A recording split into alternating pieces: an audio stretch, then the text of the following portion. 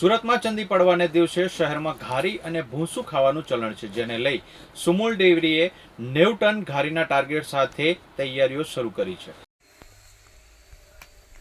ચંદી પડવાના દિવસે ઘારીની ડિમાન્ડ ખૂબ જ હોય છે અને આ ડિમાન્ડને પહોંચી વળવા સુમુલ ડેરીએ 90 ટન ઘારી બનાવવાના ટાર્ગેટ સાથે તૈયારીઓ કરી છે.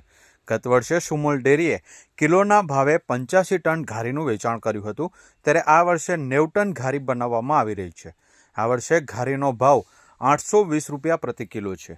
કેસર, બદામ, પિસ્તા ઘારી સાથે લો કેલરીયુક્ત ઘારી પણ બનાવવામાં આવી છે. શુદ્ધતા સાથે સ્વાદ અકબંધ રહે તે હેતુસર આ ઘારી બનાવવામાં આવે છે.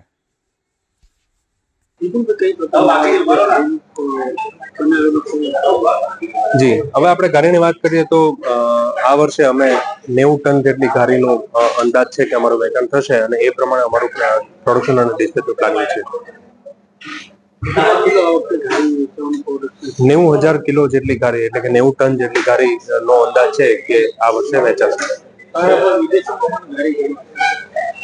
જી, અમે તો અમારા કાર્યક્ષેત્ર સુરત અને તાપી જિલ્લા પૂરતું જ ઘારીનું વેચાણ કરતા હોઈએ છીએ, પણ અમારા કસ્ટમર્સ જે છે એ વિદેશમાં પણ અને ગુજરાતમાં બી ઘણી બધી જગ્યાએ પાર્સલ કરતા હોઈએ છીએ. ઘારી એ રીતે ઘારી અમારી બહાર પણ જતી હોય.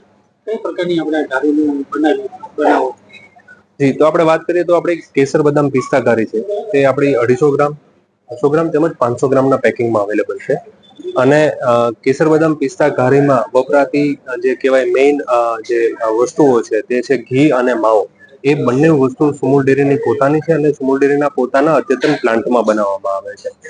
અને ઘારીમાં વપરાતી બાકીની વસ્તુઓ જેમ કે ડ્રાયફ્રૂટ છે, કેસર છે, તો એ બધી વસ્તુઓ સુમુલ ડેરીની લેબોરેટરીમાં દરેક માનકો પર તપાસીને ત્યારબાદ જ આપણે ઘારી માટે વાપરવામાં આવે છે, જેથી આપણે એન્શ્યોર કરી શકીએ કે આપણા ઘારી જે છે એ સંપૂર્ણપણે હેલ્ધી તેમજ સ્વાસ્થ્યપૂર્ણ છે.